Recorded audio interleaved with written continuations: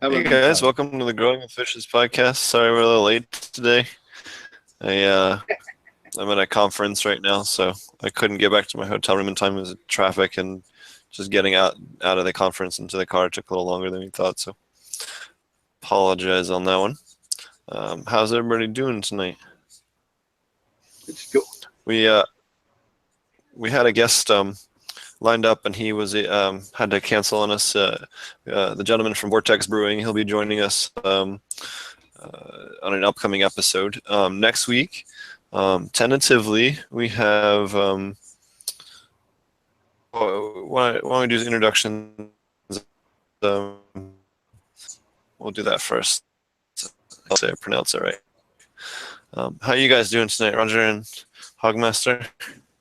Been a pretty good few days for me. Just same old. Just got back really hot after the hurricane, but we're getting a nice 70 degrees nights. I can't wait for my tomatoes to start blooming again. It's right about that time when they're going to go nuts, and I'm going to get a bunch of nice tomatoes and peppers here to store up. Not to get off the cannabis tip too much, but that's what's going on with me. Trying to stay alive. Over to you, David. Going good on this end as well. Wish it would actually cool off here though, but it's like 90 the past 2 days and supposed to get hotter the next two. But working on the forum and enjoying life. Awesome. Tentatively, we have for next week Jeff Lowenfels, the author of Teaming with Microbes. So that'll be a really cool episode. Also, wanted to plug this weekend. We have the aquaponic cannabis class in Half Moon Bay.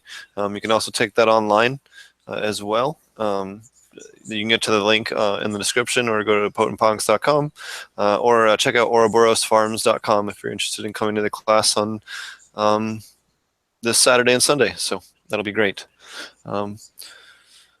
So what has everyone been up to? Why don't you go first there, Roger? What have you been up to this past week? That's pretty much it. I think I kind of just said that. I'm preparing for my winter vegetable grow and just pretty much running the forum, dealing with life. The hurricane, didn't you? Yeah, we had to. Well, we're doing a little bit of cleanup, and like I said, it's been hot since there. So basically, I'm going through I'm starting all my fall season. So I'm starting to do that kind of thing, pruning back some tomato plants that have been kind of suffering during the really hot period of time. And and of course, everything, they got blown all to hell in the hurricane. I got a little greenhouse that I got squashed between my old Cadillac and a trailer that somehow I got moved over there, and it looks like somebody just threw it in the. So I got a greenhouse about 6 foot deep, got picked up and smashed between a car and a trailer. So we're just cleaning up stuff like that and dealing with, because of the fact that it's gotten so hot and humid again, and just can't keep up with the weeds. That's about it. Kind of keep up with the fauna. Did we? He's muted. Oh, yeah, he's unmuting himself. I got crickets. Hey, can you hear me? Mm-hmm. Yeah, brother. Can, Now we can. can I? I just hope the thing doesn't mess up if I'm going to get reverb in here with Steve. Boy, we've I can mute my mic. been going like a house of fire. My son and I, trying to get some paperwork done, and we've been traveling around a bit. Pretty exciting. We've got some sample things together, and are up here touring at this cannabis business event. My son and I took the what do you call them, the extraction classes, manufacturing rules and regulations related to that. It was really good info. I got some footage when I have a chance. As soon as I can, I'll get it pushed up on Old Fart Bros if anybody wants to see it. Got an interview with the guy from Spectrum King, Brandon there. So having fun, chasing things around. We have excitement heading up for a class up in Half Moon and meeting people and sharing some of the exciting stuff that's been going on with some folks we've been away from for a while. So that's about it. That's pretty cool. Oh, yeah. Why Well, I don't you want tell to, go ahead. Go ahead. Why don't you tell them some of the cool stuff you saw there? You cool talks with some people there, especially people at Evo Well, and stuff like that. Had some cool stuff. yeah, yeah. There was well, besides just the classes, which were, I mean, kind of crazy to kind of go through them here just on the podcast thing. But there was a lot of vendors there. One of the vendors that I really saw that I thought was pretty intriguing is they have a trailerable kind of storage container, big old steel tank that is completely set up within the fire code regulations to be doing extraction work in there. So that was kind of nice to see that there's a turnkey solution that you can just, have there, it's all certified by an engineer. There were a lot of people that were starting to get into packaging. That was really nice to see because I remember, golly, not too long ago, getting packaging done was just impossible. And it seems like a lot more folks are concentrating on that. And this is like all the vendors that were on the outside. Spectrum King was there, a friend of the show. It was really nice to see him and his crowd there. They had a whole bunch of lights lined out. I think maybe Steve covered some of that on his live stream. If anybody hasn't seen it, go back and see that. Golly, all kinds of vendors there. There was investment kinds of folks there, insurance for the industry. So it's real business oriented, kind of business to business setup rather than I've been to another event and it was just like a bunch of vendors just getting free dabs out to everybody for signing up for their dispensary kind of a thing. So it's much nicer to see the focus of it. Steve, I know, got to attend some stuff on pesticides and other stuff with cultivation, but it's nice to be able to go in two different directions at once. Pretty good event, and at the end of the event, if you made it through all the classes, you got a free drink. How good is that? To go to a weed event, there's not a joint to be seen anywhere. And at the end of a weed event, they give you a free drink. That was the only thing that was weird. That's just my opinion. That's my story, and I'm sticking to it, okay? There's a ton of people on edibles there, though. There's a couple booths selling edibles, and there's people definitely eating edibles everywhere. Oh, I didn't see the booth selling edibles. Okay. Yeah, it was I missed it. Terp Zone or Terp Town or some shit like that. Oh, okay. I just see a lot of the terp stuff, and I just kind of tune it out because of it's just all buzz lately, and there's so many other things to focus on. But cool. So yeah, that's about that. I'll go ahead and hit my mute thing. I'll try anyway. Oh, I was gonna say, is there anything else?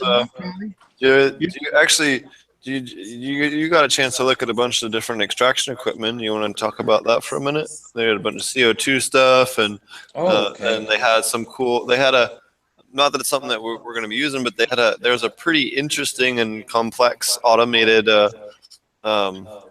short pass. Or is that what that was? The root, whatever. No, that was a thin film coil, and it works on wiper blades. There's a couple of different ways to further process your hash oils after you've done maybe like a BHO extraction or maybe an ethanol extraction, however you're gathering whatever molecules you're after.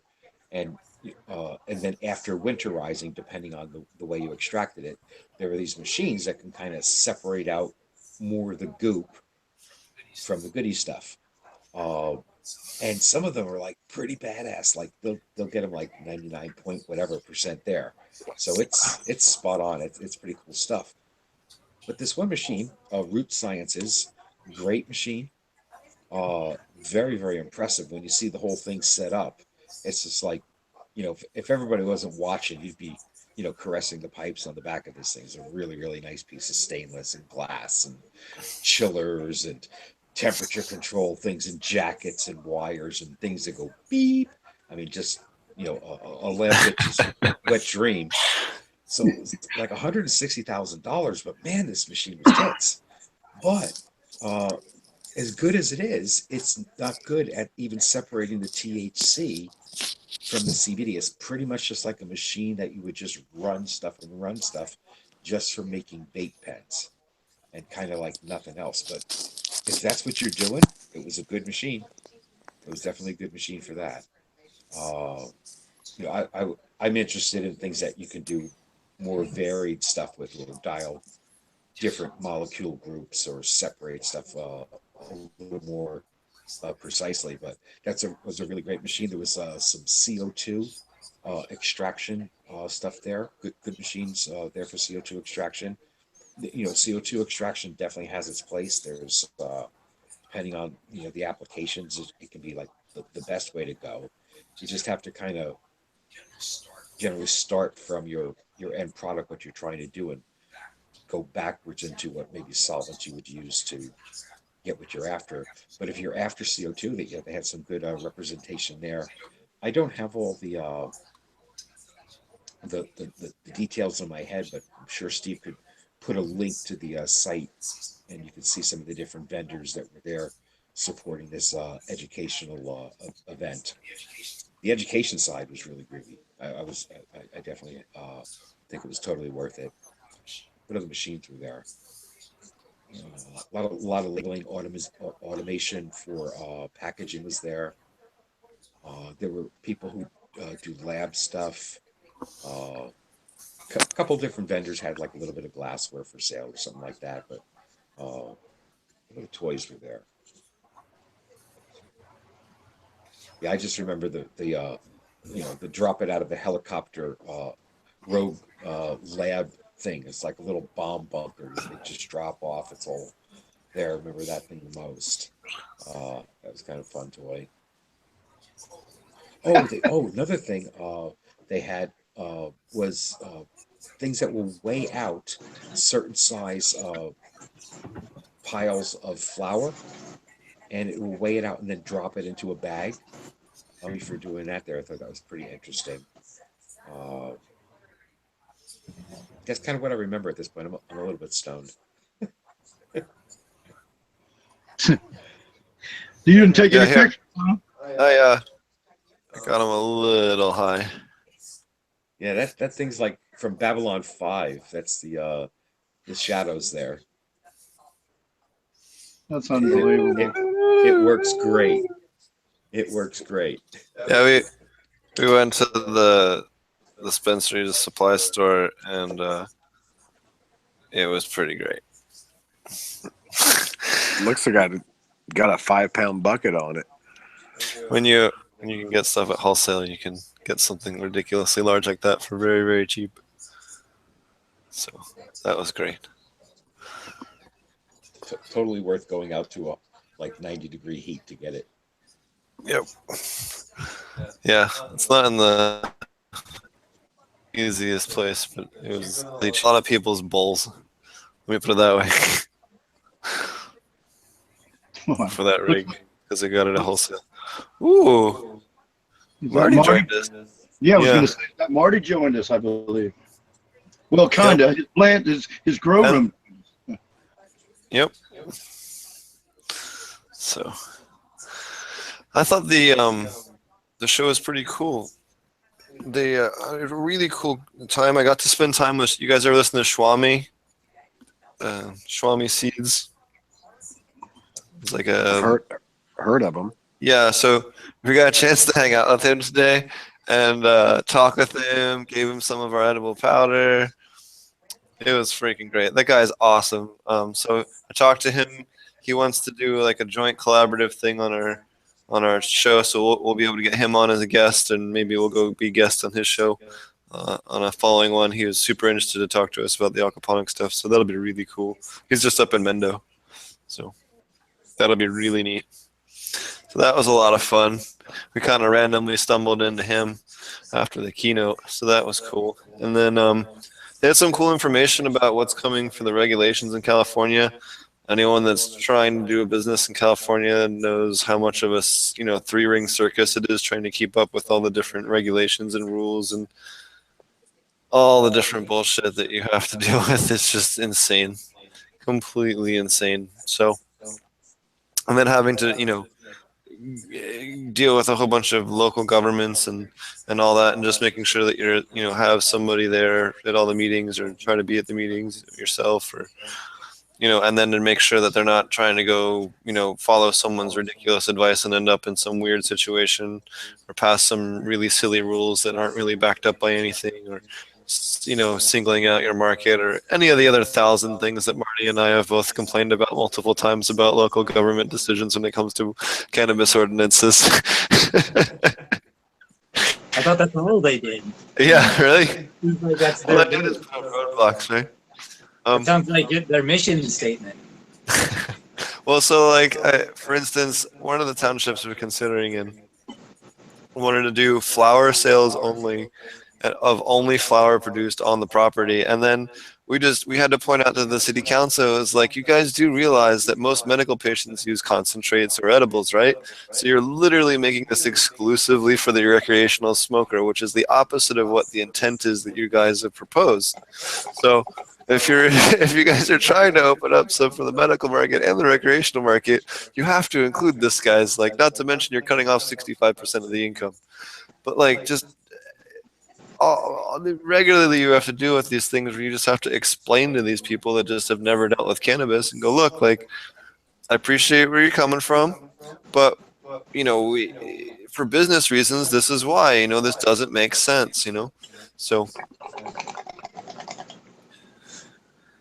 Yep.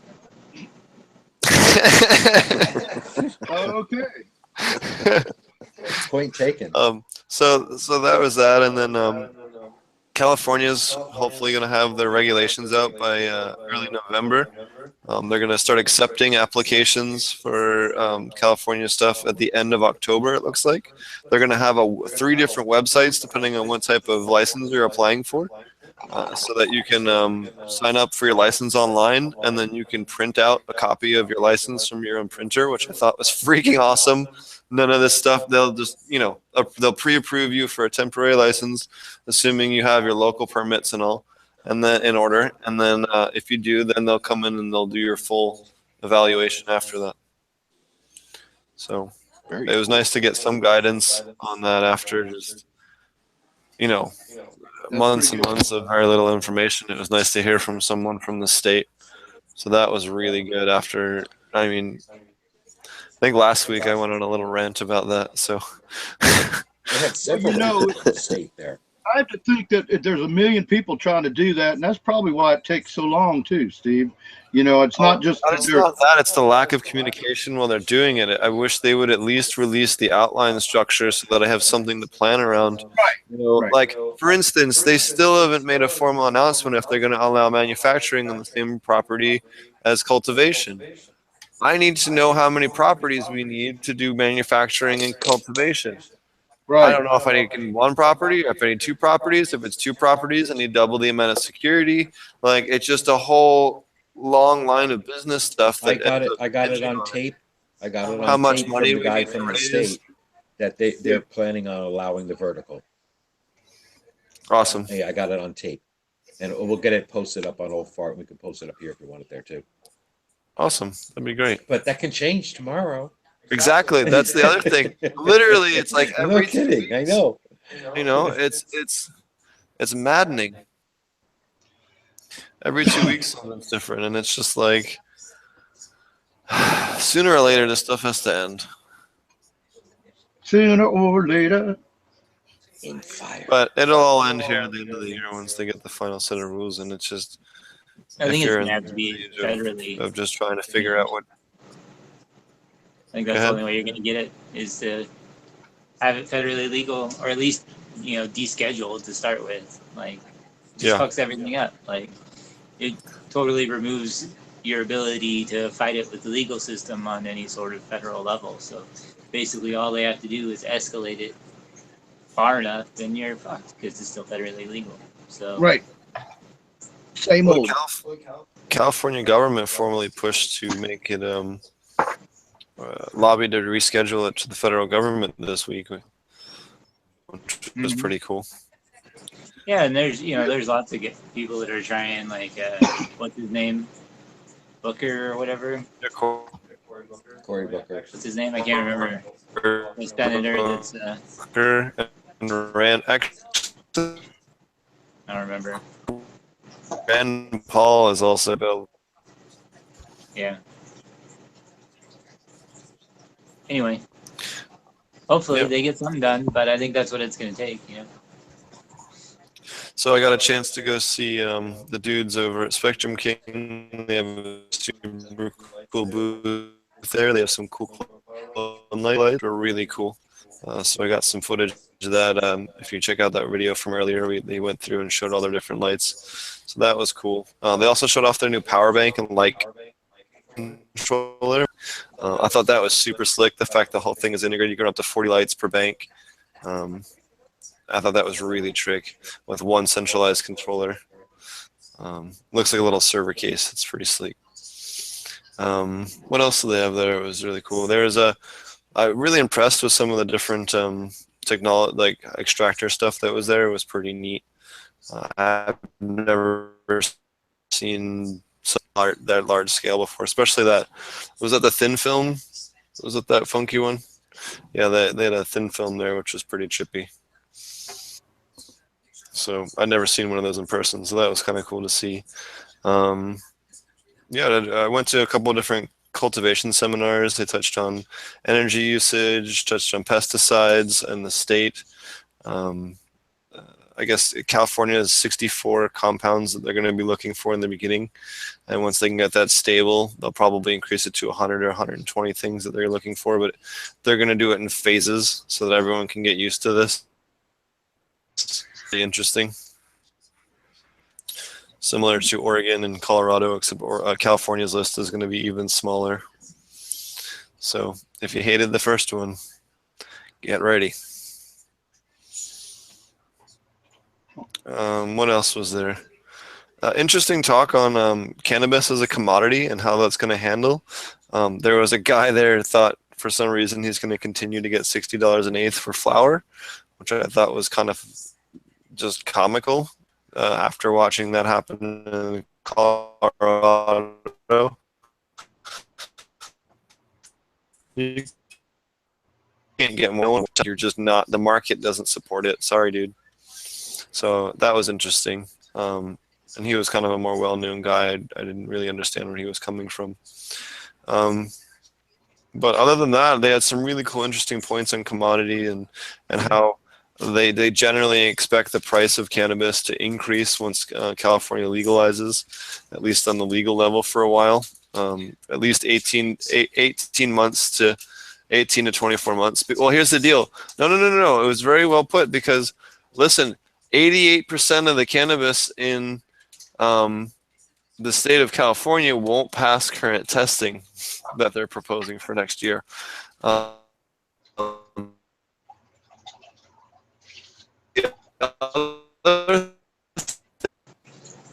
Steve, like everybody else, not one of the near.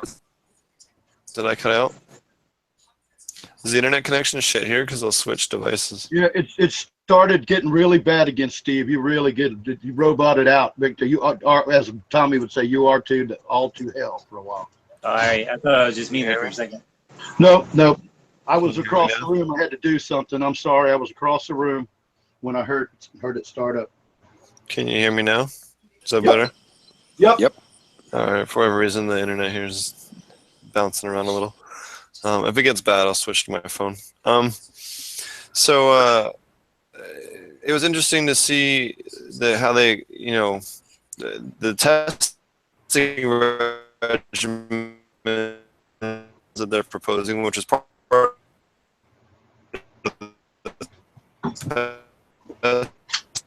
it's lost. Didn't hear a word. Didn't hear the last 2 or 3 sentences you said. It's lost. Sorry. All right. Sorry, Bubba. But you want to get your point out, and it's not getting out. So. Yeah, it was real bad. We got you back, though. Just think about that. You went to listen to it later, and you couldn't even hear a word you said, for like an hour. It'd be kind of trippy. How's it going, Marty? Pretty good. How you doing, man? I'm doing pretty good. Well, how's the baby? Oh, she's good. I was just she was just sleeping on me, so that's why I was a little bit late. I wasn't sure what time we get rolling, and so I was playing bedtime. So, Yeah. but she's doing good, getting big, all that, and yeah. I didn't think we'd see you tonight, but I guess it's kind of like after bedtime now, so you got a little free time to get out to yourself. Huh. Yep, did bedtime beforehand, so now I'm out in the garage, so I don't keep anybody awake. Yeah, got the doors locked and all. Yeah. Trying to catch up on all my gardening. All my plants are grown up into the light and all kinds of shit. So I had shit to do anyway. Love it. Just love it. You guys. Yeah. Hey, Steve. Welcome back, brother. I saw you double screened us for a second, but nothing blew up like when I do it. Oh, hey, and fingers crossed. We heard today that somebody's supposed to be putting in an offer on our house tomorrow morning. They're supposed to get it signed and finalized and stuff today. So hopefully we'll get that and be able to put in an offer on another piece of property that we can try and start jumping through our own hoops to get licensed. So we'll That'll see be how cool. that goes. Yeah, that'd be really cool. Good news. So, and it's also kind of neat because I'm going to look at one tomorrow that I think is going to work out pretty well. It's got a big field already and a house there. The house is, it's not the greatest, but the guy says that he'll put in new floors and kind of a bunch of stuff to fix it up beforehand. So, and really, it's the property that you want. It's zoned properly. It's almost 6 acres, and just a nice big flat field out past behind the house, and great southern exposure. I mean, pretty much maximum sun. So pretty excited, honestly. Hopefully it'll work out. At least if the house is livable, after a couple of harvests, I can just build another one, and we'll be good to go. That sounds like a cool place. Yeah. Yeah, I'll throw up some pictures and stuff if we actually get it all together. I have a couple of backup properties too that are still zoned properly, and they'll require a little bit more work to get going. Might have to take out some trees or figure out a couple of things. It won't be quite as easy to get rolling, but I have some options in my price range, I think. So either way, we should be able to get something going, hopefully sooner rather than later, but we'll see. You guys hear me now? Is that good? You're quiet.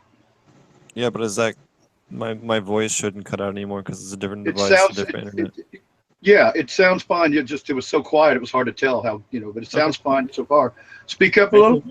Okay, I'll just have to talk a little louder. Yeah, that's good, bro. Scream into the mic, Steve. Scream. So, sorry to interrupt your train. If you remember what you were talking about, Steve? Yeah, so basically they were saying that there's a lot of people that are failing pesticide testing because they're next to agricultural grows where they're spraying all kinds of stuff onto the plants, and then the wind drift is pushing their parts per million above anything, or even the air intakes.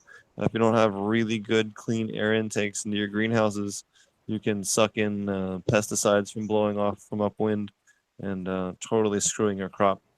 You're going to see a lot of that in the Central Valley. It's going to be almost impossible to grow in the Central Valley. Wow. I can just imagine the kind of filtration you'd have to have in a greenhouse. And you say that, and I'm like, in my mind, I'm going, so I would have to design this, to do this, for the filtration. Woo! Yeah, glad I'm still over here. Welcome to the cannabis industry. Well, it might be that way over here, too. I don't know. But a lot of our farms have kind of gone by the wayside, because it's been so hard to grow corn in the last few years with the climate and the things that have been going on. And it was corn, tobacco, and cotton, and now it's pretty much tobacco's gone to the way of corn, and they're trying to find other alternative crops. So, yeah, that's kind of All right, so go on. All right, so filtration is going to be really highly necessary for any kind of business you're going to growing operation you're going to do. That's good that they're getting a guideline out for that and telling you what they're going to um, outlaw, like ban, like it won't be able to be, because that's what I was bringing up. I watch shows where they actually in certain areas back, now we've come a few years since you had California legalization for medical marijuana and caregivers and the 99 plants and all that. But I had seen where there were shows or documentation on the fact that there's some of the pharmacies would not allow things. Now, I'm not sure how far they went with any kind of how they could test for pesticide, but that's very interesting that they're going that far. And I mean, that's the way it should be. If it's going to be medicine, you should expect to have to go through that process if you want to be legit, I guess. I don't know if that steps on people's toes. Or you think it's going to make it so hard it's going to be impossible? Is that your point of view on it? Because maybe I'm missing something. I'm going, it's good to police it, but any article that you read that said California has a glut of weed is full of shit, because you can't sell any of it on the market coming up soon. So it's a matter of fact they're over regulating, you think? No, I don't think they're over regulating. I think that's okay. a legitimate concern. I mean, okay, you good. need to not have pesticide residue that's testing above these levels that they have reason to think is going to cause health issues. Cannabis doesn't cause health issues. Okay, we know that. Right. If you spray it with some weird shit, it might. And then what's going to happen? They're going to blame it on cannabis, and it's going to derail the whole industry. So I'd rather they do it now, put the regulations in place, and let us know, rather than doing it a couple months in and fucking everything up. Yeah, that's what I thought you were getting at, but I just wanted to make sure. Yeah, but because you said you came out, what did you say, 64? They're going to test for 69 different 64 chemicals, I think, was initially. 64 chemicals. So they're going to have a white list of pesticides that you can use. As directed, you're fine. And is that going to take? Go ahead.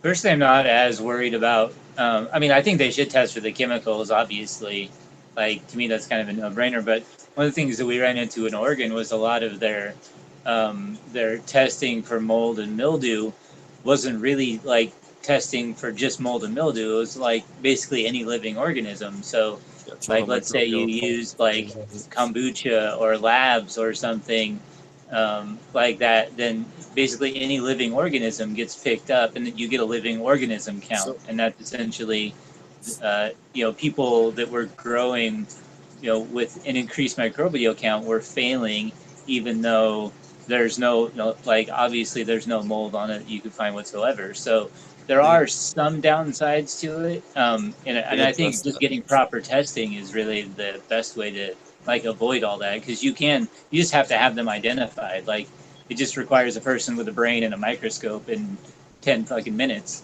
So it's not, it was more incompetency than it was anything else, but it led to a lot of good products, testing bad for mold or mildew, when really there was no mold or mildew at all whatsoever. It was just other living organisms that showed up on their tests. So that there are other downsides to testing besides, it sounds all great on paper, but you got to get the right tests, and a lot of times they don't.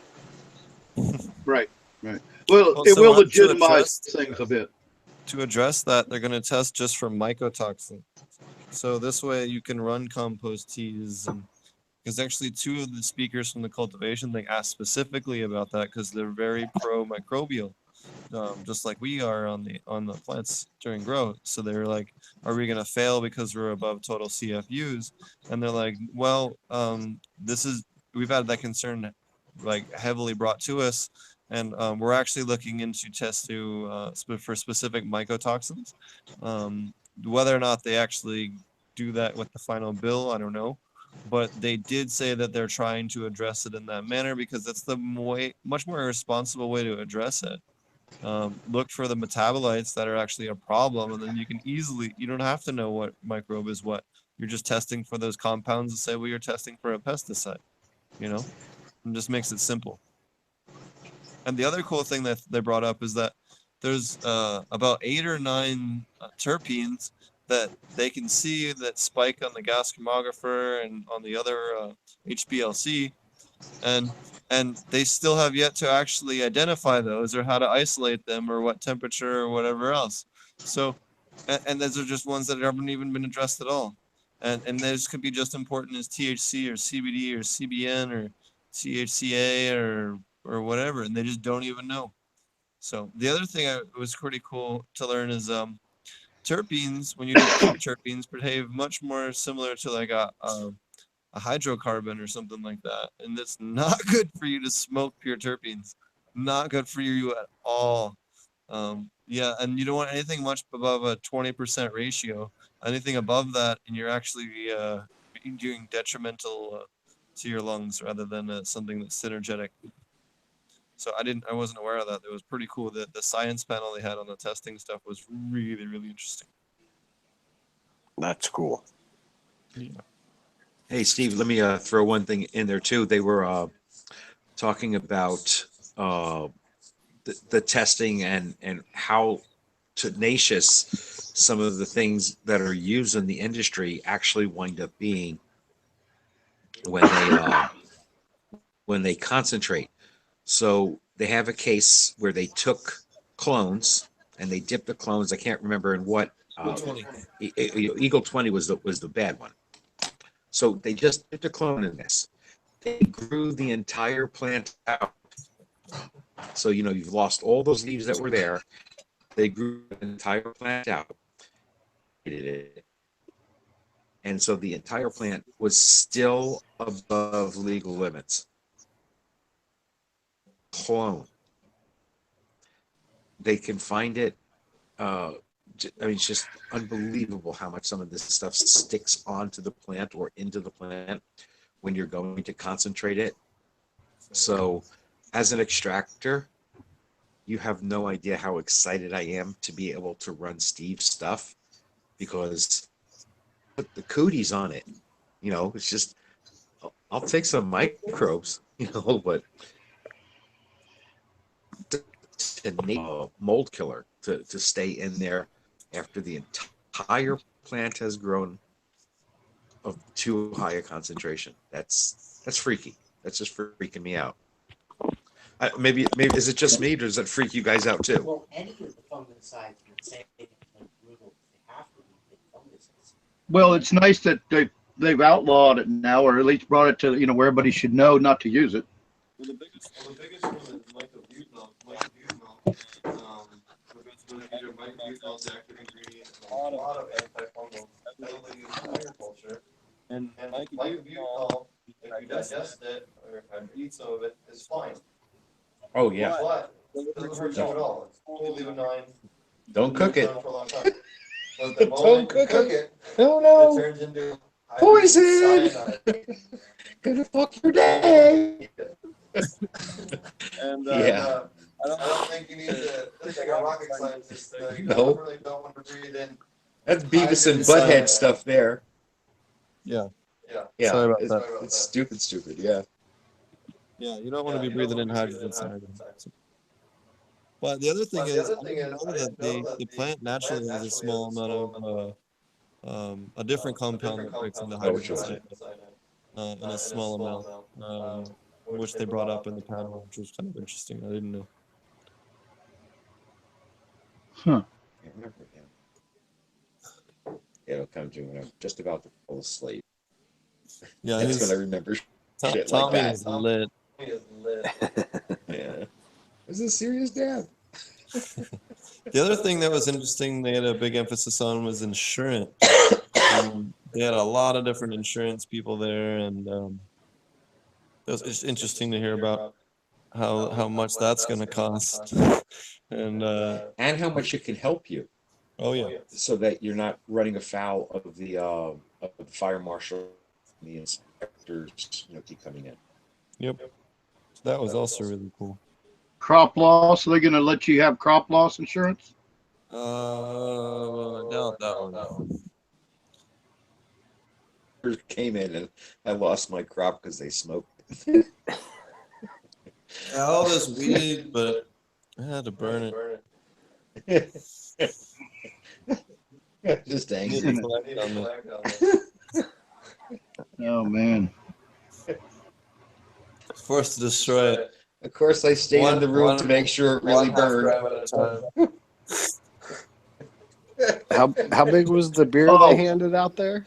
What's that? This one? I said, how big I was the finally beer? figured it out. It's because are you guys in the same hotel room or whatever? Yes. Me and Tommy. That's why it's echoing. Okay. Yeah. One of you have to mute unless you're talking. Yeah. Yeah. It's going crazy. I can do that. Sorry about that. Yeah, we've been having. Well, if you're really high, it probably sounds really cool. Whoa. I've never seen so many labeling companies and packaging companies at an event before, so that was kind of a newer, interesting thing.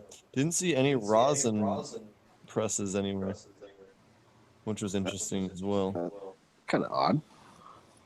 Yeah. Really? That with the way, wow, it seemed like a phenomenon. That's weird that they wouldn't have that.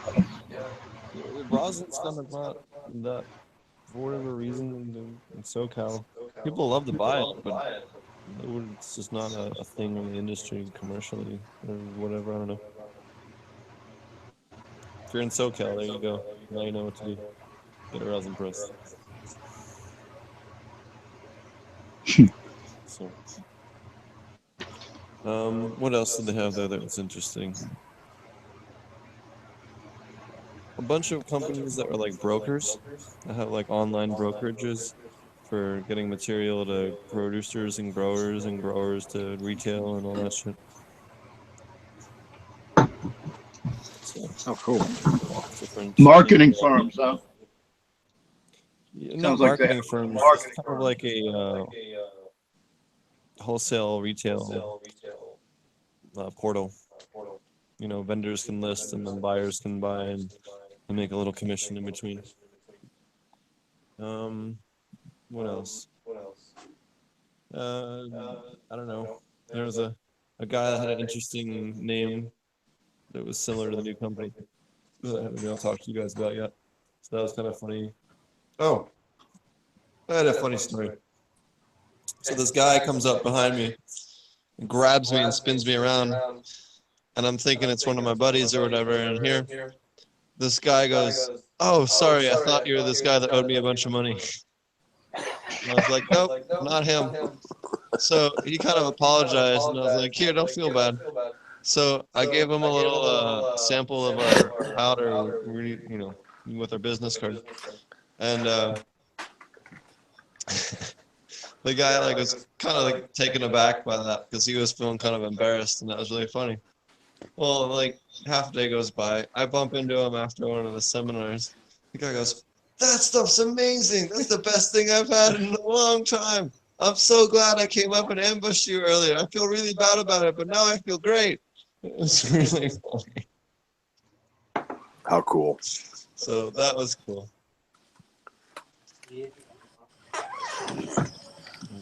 Yeah. So that was that. I don't think there was anything else. I did get a chance to talk a little bit more with the dudes from Korealite about all the schwazing. They strip their plants down 3 times during a grow. They feed at 22 to 2400 total ppms, which is insane. And they drop their high-end LED lights right on top of the deck, and I'm just like, how are these plants not dead? But they get crazy yields, so they're on to something. So it'd be interesting to do a side-by-side run where you do at least the schwazing. I don't know about overfeeding them to that level, but definitely. I think that was invented. That was invented. I don't really believe they get a higher yield altogether. I think they get what they want, and what they're going for is they're going for uniformity in bud size. They want the same size bud they want every bud to be the same size. And by squeezing, they create that. Total weight on the plants was insane. They had data, I'm taking these dudes 100% serious because these guys had, they had a whole binder of harvest data just to throw on the table, just to be like, look, here's all the hard data that you'd want. feeding levels, harvest weights, what the lights were, anything you'd want to know they had there, at least on display if you wanted to find out. That's why I was like, damn, this is great. You guys are putting the science where your mouth is, you don't see that often in the cannabis industry. That's So true. that was cool. I'll give them my card. We'll see if they'll come on the show. Cool. So those guys are also with Medicine Man. So, Well, see, there's something to be said as far as their nutrient, how potent the strength of the solution. At 2200, that's common in greenhouse hydroponics. Crop King, a major, an international giant greenhouse manufacturer, and they set up and send guys to your place, and you get a book, like you said, a whole binder of material, and they sometimes tell you to run up into 2000s, even sometimes 20. They'll give a dose of MKP 1 week at 2,500 parts per million. It's crazy. Yeah, but you can't keep no microbes alive in that. Well, no, you're not. It's a hydroponic grow, but I'm just saying there's a science behind a stronger nutrient solution. It's not necessarily going to be easy to bring those levels up for aquaponics, unless you got a shitload of fish, I guess. Way more microbes and inject it into the plant at the same rate. I didn't get that. Oh, see, I'd rather run lower nutrients and higher microbial levels and inject it into the plant at a heavier rate. Well, yeah, but I'm just saying. You said they were running 2200. I say there's a science behind that. They do that with tomatoes and stuff like that. And you'll end up with a headache. It gives you that headache, back of the head tightness. Yeah, they weigh a shit ton, but usually it tastes like shit. Yeah. Because a quarter of the weight is salt. A quarter of the weight is fucking fertilizer. Well, I got you. I agree. That I don't like to run that high either. I'm just talking about there's a long time science that they may have read or known. They were probably hydroponic in the first place. And I'll take my fish shit. Tommy and I could do that all day long on a straight hydro. I've done it. I'll take my fish shit. Not always, but if you feed it that heavy, you're gonna taste the fertilizer. I guarantee it. Yeah, I There's agree. No I way agree. You're gonna flush that. That's right. That's why I went to real low. I flush tell it like people that guy up in Canada does, that grandmaster level. Man, he flushes like Niagara Falls through his plants. Yeah, but yeah, if you have run of those, you just have to like a couple weeks early just start flush. Yep. Well, it's just crazy. Everybody's got that moisture. You have all that crazy moisture in there. You're not really letting the things get that chance to dry out like they You should. risk root rotting them right at the end. Yeah. Well, I've been teaching. Even I know that.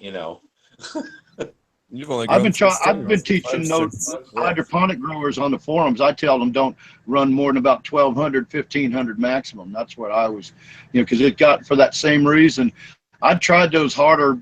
In fact, I ran 1,500 for a few years, but you're right, you can never get the taste.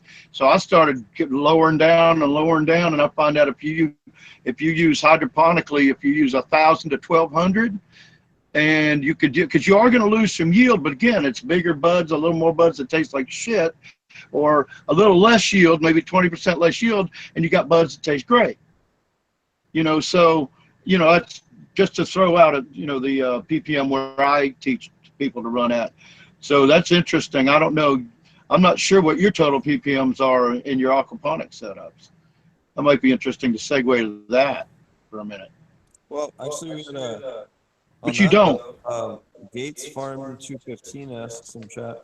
Probably answered this question before. Have you ever used turtles? What are the pros and cons? So turtles you can use them, but they tend to be very nitrogen heavy because they're basically exclusive carnivores. So it can be a little bit hard to do that. You don't have to worry about the salmonella because plant roots will actually filter pathogens from the water. And this has been proven by UVA, University of Hawaii, University of Wisconsin's tests on this, where the plants, they introduced pathogens directly into the water system and reservoir and the fish in an aquaponic system, salmonella, E. coli. I forget what the other two were. Anyways, what they proved is that none of the plant tissue they tested in cucumbers, lettuce, tomatoes, and other crops ever tested positive for any pathogens. They always came up negative. And that in an aquaponics system, there's so many other microbes that they actively outcompete most of your other negative pathogens. They simply just get consumed, or they have to fight off a lot of other beneficial microbes in the system that just make it hard for them to really get by. Okay, I was asking about the parts per million you ran, as opposed to cutting down, like when you were saying if you were going to run that much, you're going to get buds that taste like shit. I was asking y'all's opinion on what your ppm level would be for, say, hydroponics. If you were going to grow hydroponics, or you just don't think you can ever get it to grow or taste right. I would do 1,400 to 1,800, something like that. I can't hear it. I'd be 1,400 to 1,800, something like that. Oh, okay. So see, I tend to teach on the low side, but 1,500 is a pretty good range. Yeah, 12 to 1,500. Yeah, I mean 1,100 to 1,400 would be where I'd mostly keep it. Yeah, but that's totally. I find you get a good taste. It's easier to get a good taste. I generally hate to talk in total ppms because I feel like it's not accurate.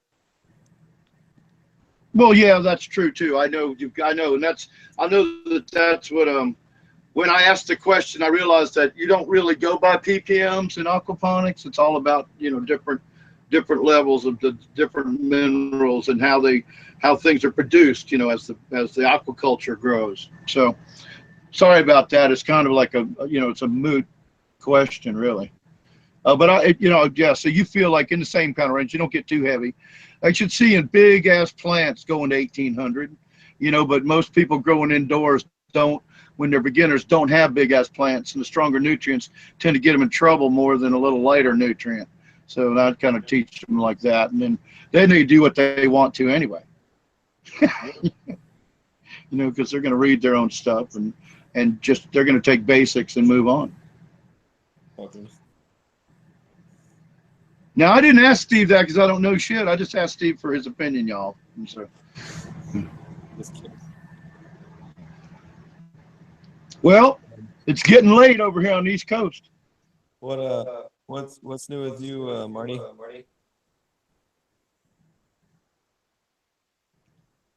Marty? He's coming, I think. Oh.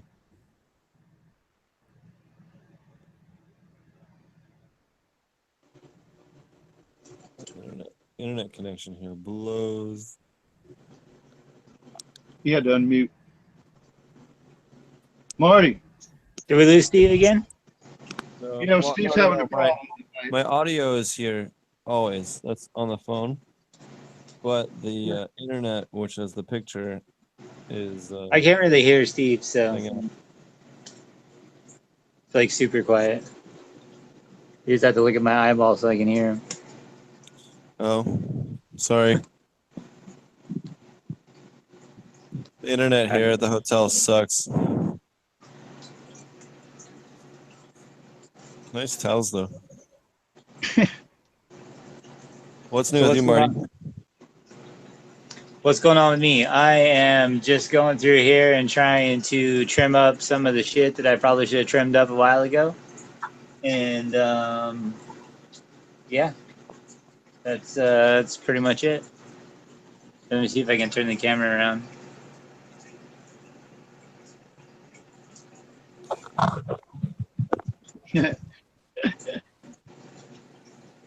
All right, I think that kind of worked.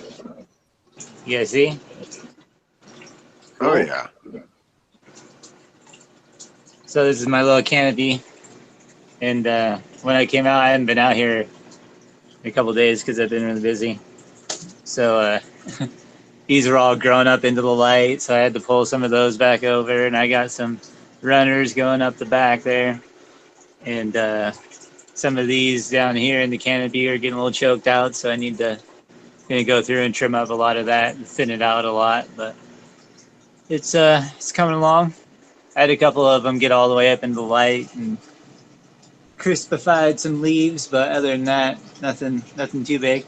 Now this is I I think Roger, you asked me about this light before, and we never got to talk about it. So Oh yeah, okay. you guys can take a peek at this. This is a light that Vividgrow sent me. So this is a Vividgrow V2, and it consumes, I think, right about 560 watts, something like that. And it's a little bit interesting in that it's a slightly different spectrum. That it still has the white ones, as you can see there, but it also has the red ones mixed in. So it sort of has the baseline that we hear Spectrum King talk about all the time, and then shifted slightly red or more red. So it's more like having a white with a, with like a red flower inducer. And it didn't seem to, I did veg under it and flower under it. So, I mean, it can be done, but I felt like veg was maybe a little bit slow, and that could be because a lot of the red. But other than that, it's been great, and Vividgrow has been great too, because originally what they signed up for was a side by side, and I have two completely different strains. We talked about that before, and they've been totally cool about it, and so hats off to them, because that's awesome. And really, I really like the design of the light.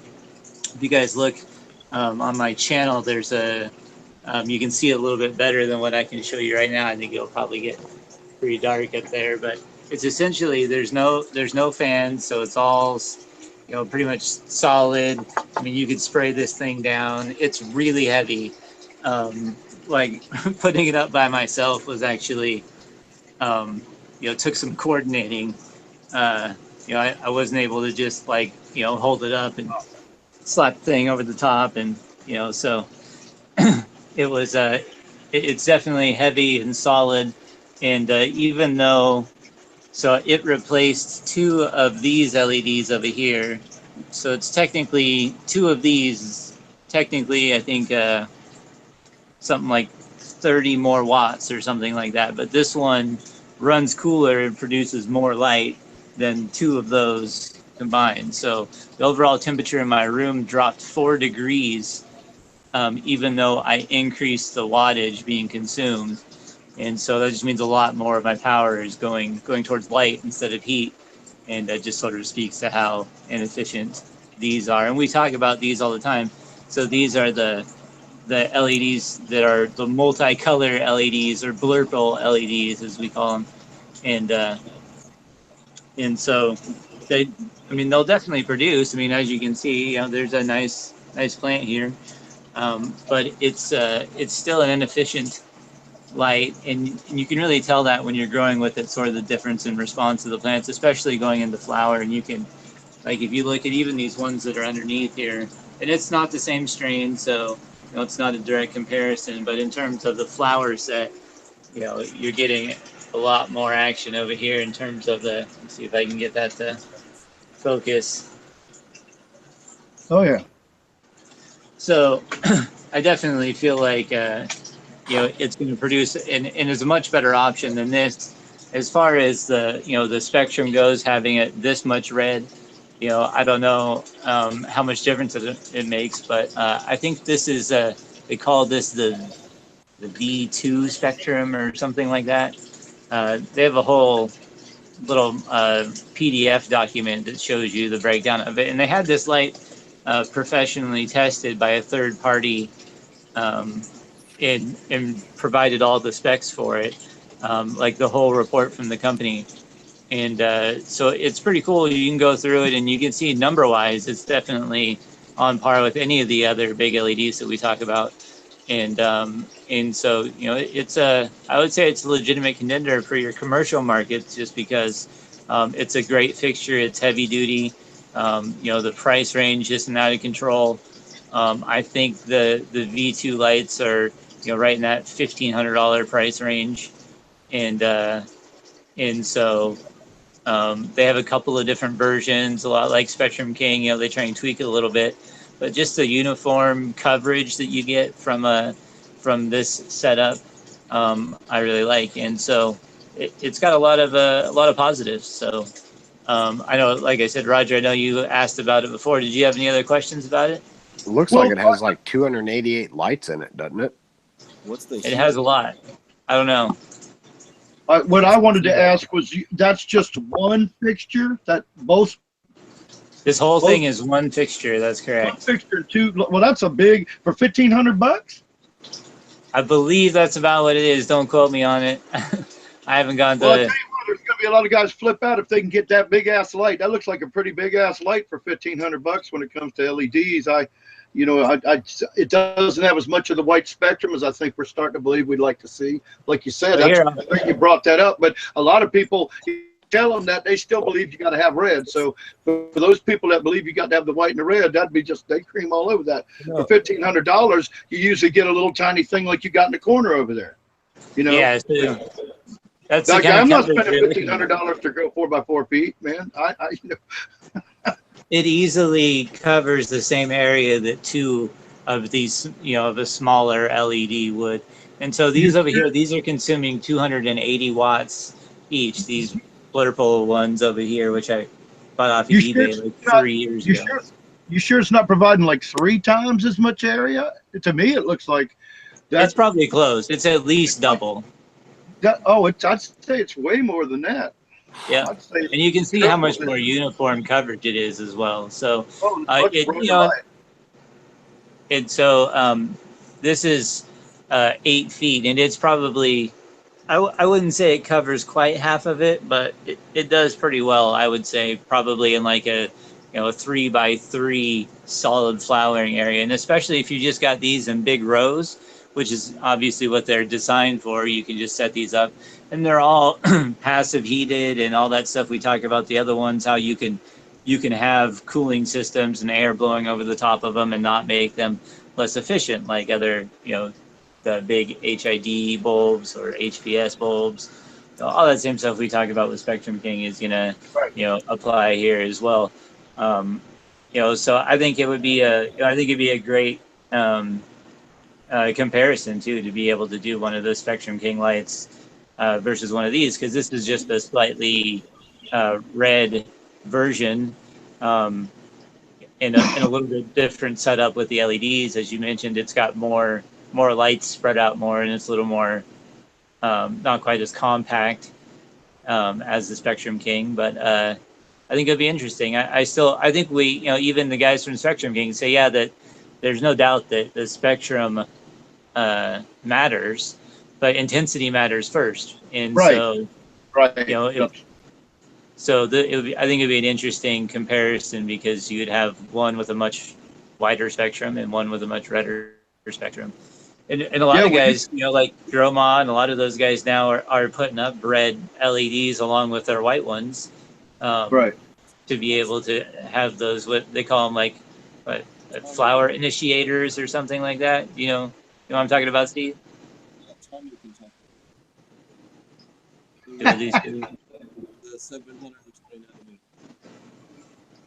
I can't hear him at all. He's going to talk on it in a second. Can you hear me now? Hey, what? Can you hear me now? Yeah, Tommy, we can hear you now. Yeah, I was just talking with Brandon from Spectrum King on the 730 nanometer. I was asking about the causing the girls to go to sleep at night, basically. And he says, yes, that's a good effect. He says, however, by having that 730 nanometer, and he talked about how you dial it in a little bit more than I'm just saying here. It's on the film I did, but he was saying how he can wind up with in the neighborhood of 20% better yield having that 730 nanometer, like basically full time in there. Full time. So I know a lot of guys run them only, like at the beginning and the end of the cycle. Correct. So that's interesting that they run them pretty close. And he runs it more intense then. He runs it more intense there, but he still keeps it going for the whole time. That's interesting. Well, obviously these are just powered in with the rest of them, so it's right. It's you similar. Need auxiliary. You need auxiliary, right? What Brandon was saying was he kills the lights, so just the far red comes on in the beginning before the main light comes on. That's and then wakes the plants up. Then comes the main light on all the white, and then the white shuts off, and then only the red is on, and then they go to sleep when it's just that 720 nanometer, that far red, Right. not combined. The combined doesn't have that same effect. Right. And it might be interesting too, because one of the issues I had with this LED that I didn't have with these other cheaper ones was that the intensity was so much brighter that I almost had to harden them off. I couldn't run them right underneath the light at first. It was actually intense enough to where it was like cooking leaves, and I hadn't had that experience with LEDs before, so that was kind of interesting. Yeah, you can. For those people that don't know, you can actually absolutely cook your plants. Actually, Tommy, can you mute your mic a second for echo? 1 second. Okay, so now that I'm not echoing, so what happens is if you have LED lights or even really high end HPS, you can basically bleach the shit out of your plants, and they'll turn white. And it'll look interesting, but it kills off the chlorophyll on the top. Now, having your VPD and your nutrients dialed in, they can actually tolerate a lot more, along with additional silica. But even then, the plants still have a threshold where they simply can't take any more light. Right. Yeah. As Tommy says, light poisoning. Light poisoning. Well, see, I think the point that I just want to clarify that when LEDs came out, people thought they kind of had problems with that because they thought, well, it wasn't very hot, and they were putting LEDs too close. That's why also when you mentioned about the sways and guys putting them right down on top of there. Okay, well, I'm not going to go back onto that, but people were putting them. Everybody had to learn that even though it doesn't seem as hot, the LEDs still are putting out a light intensity that will fry your leaves. And I think that it's a little bit misleading too, because like this LED over here, the plant literally grew up into it, and it maybe cooked one leaf. This thing over here, if the plant's not hardened off to it and you put it underneath it, it will cook the entire plant.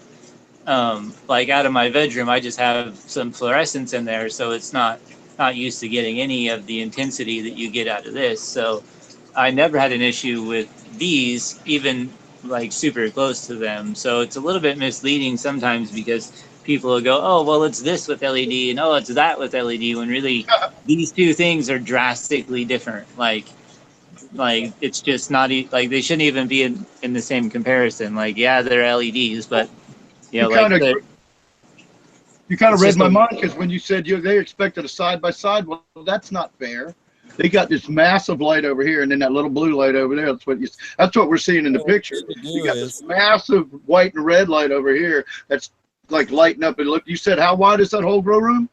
Just need to see. This is 8 feet right here, so you're looking at about 3 feet wide by 8 feet long, and there's only two plants here. Okay. So that thing looks like 5 feet to 2 feet or something like that.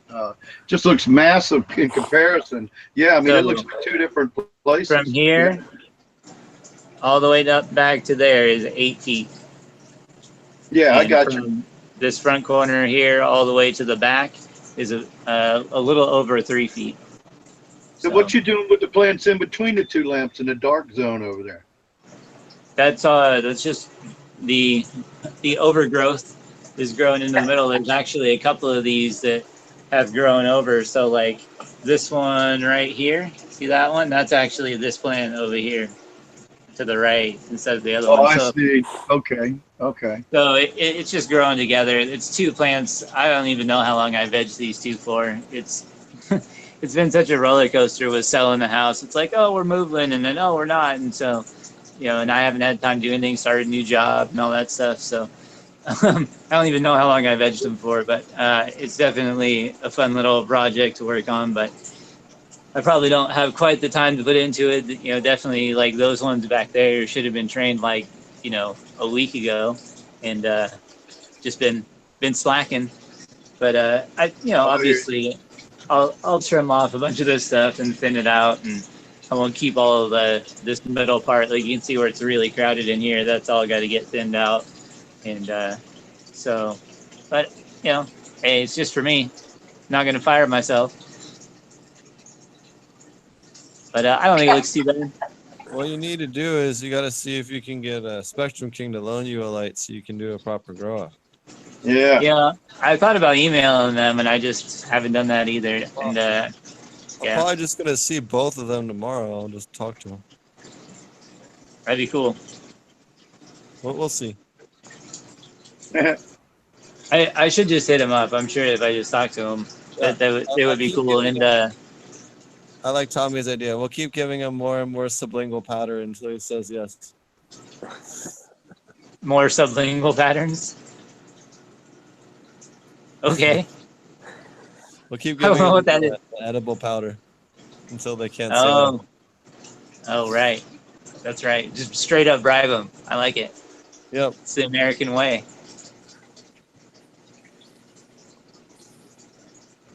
I know that they do occasionally do loaners for growers that have YouTube channels and stuff like that. They've been pretty cool with that. So Yeah, that'd be cool. And then maybe Vivigrow will feel a little bit better about loaning me this light for like 6 months now. there you go. But Well, if you make good on the side by side, that's all they asked for, right? So. well, I did post I finished off my last run with this light, the shishka berry.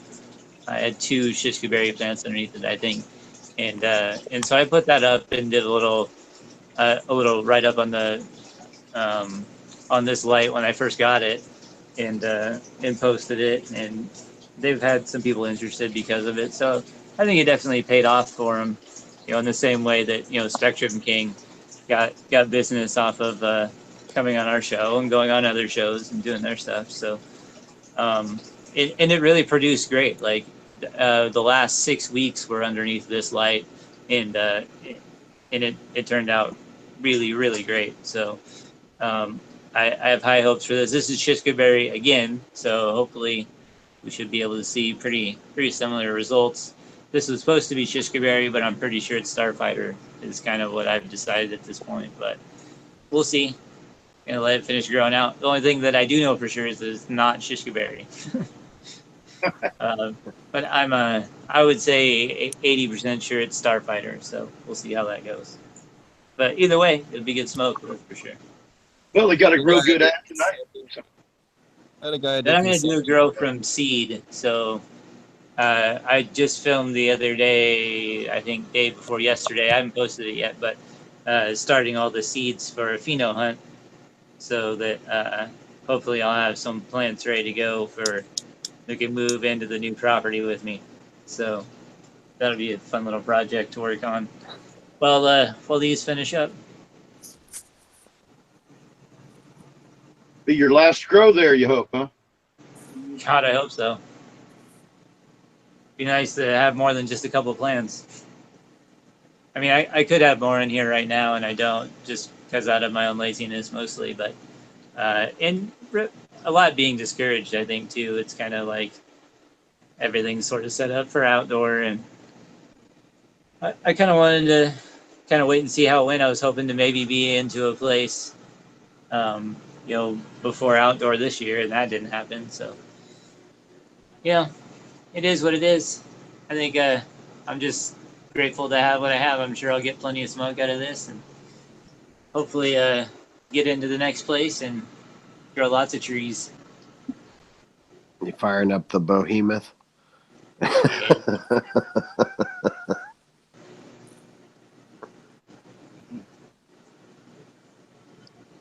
Okay. you seen this thing, Marty? Yeah, I see it. That looks like a beast. Looks like it should be on top of a car motor. I'd do that too.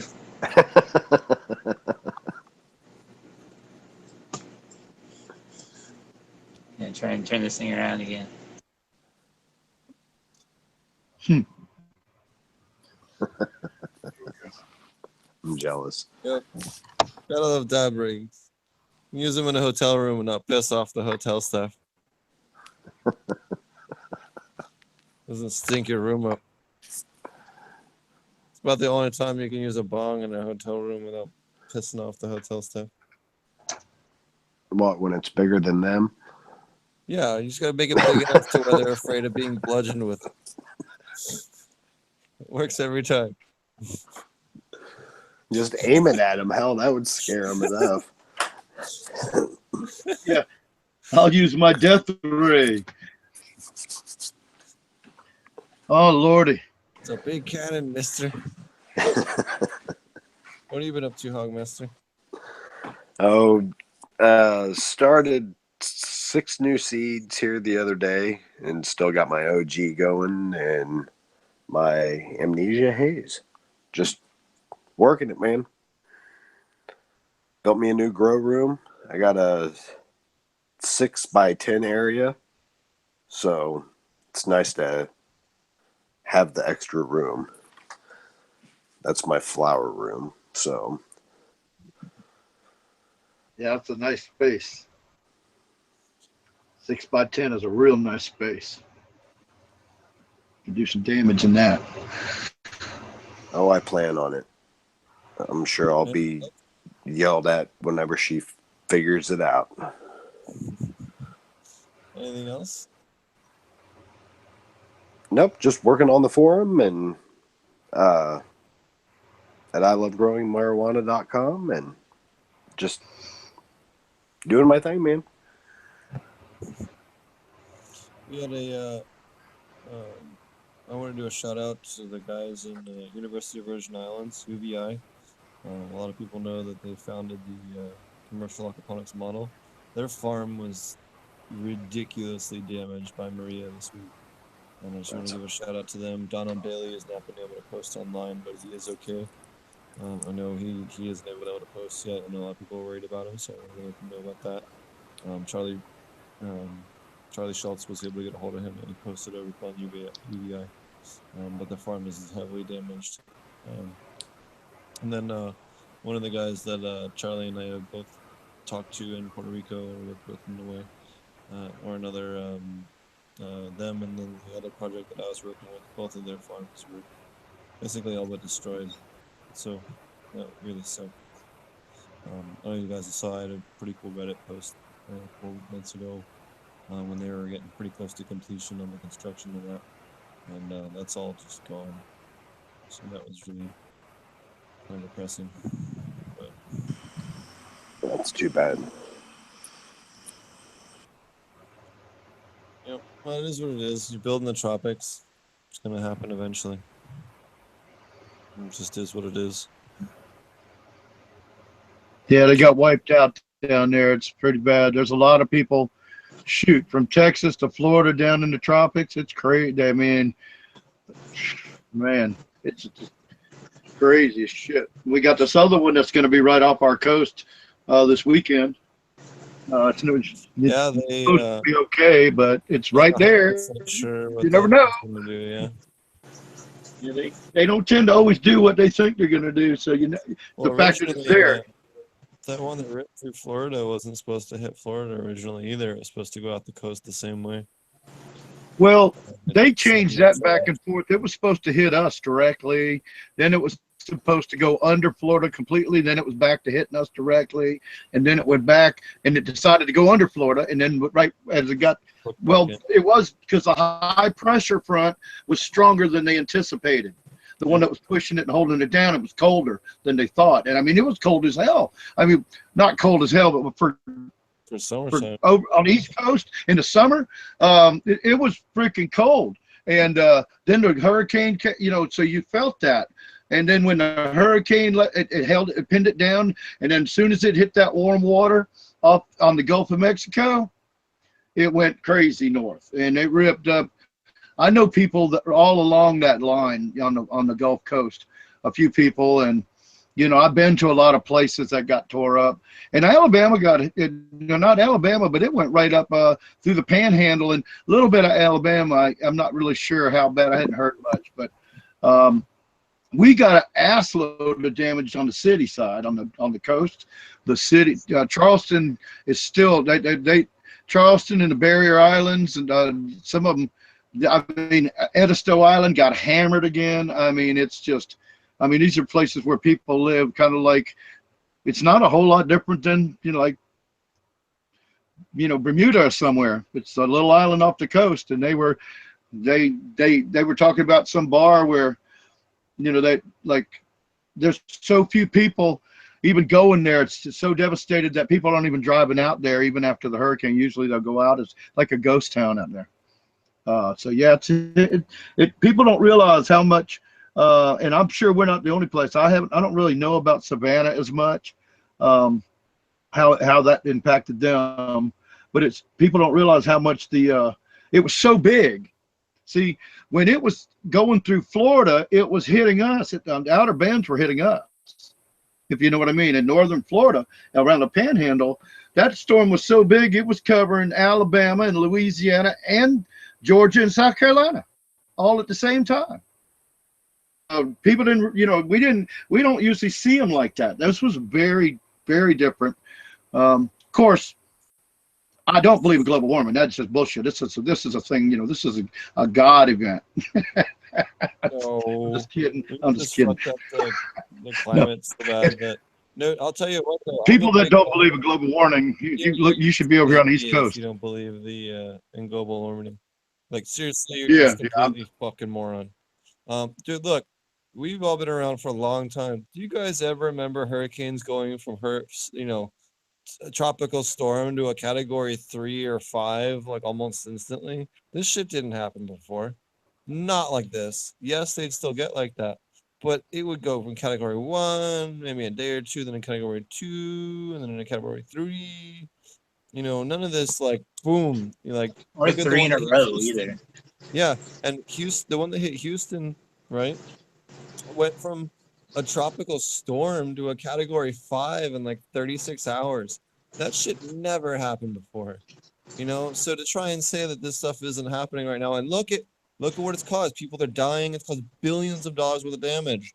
And who's paying for it now? Taxpayers, not the companies that caused it. Oh yeah, everybody's fucking socialist now. Yep.